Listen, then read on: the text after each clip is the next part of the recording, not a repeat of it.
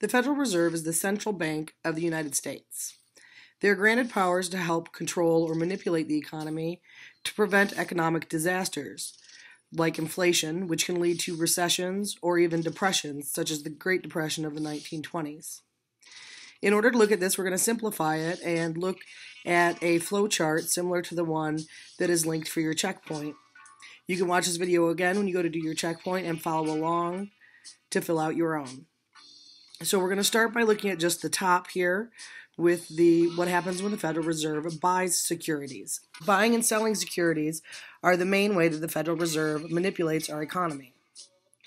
When they buy securities, what they're doing is buying from other banks, which allows other banks to have more money available.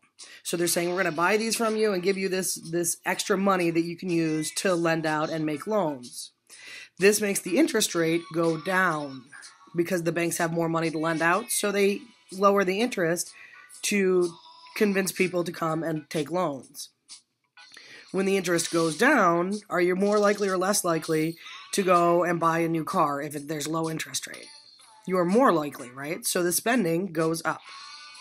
Then when the spending goes up, the supply of money, which is all of the money that's out there floating around in our economy, goes up.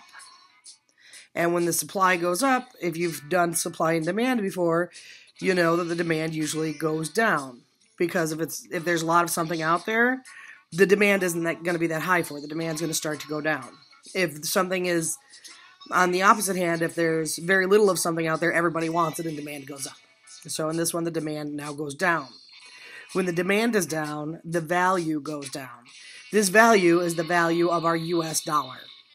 So one US dollar doesn't always stand for the same amount, right? Sometimes you can buy more or less of a foreign good depending on the exchange rate, which depends on the value of the dollar.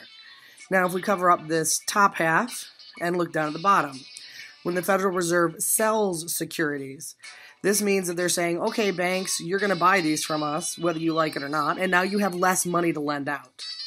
When they do this, the banks want to discourage people from taking loans from them, so they raise the interest rate.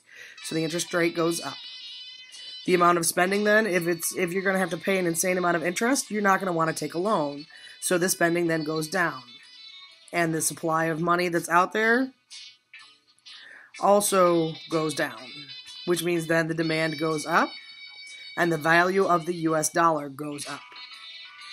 So low interest rates are associated with a low value for our US dollar, and high interest rates are associated with a high value for the US dollar.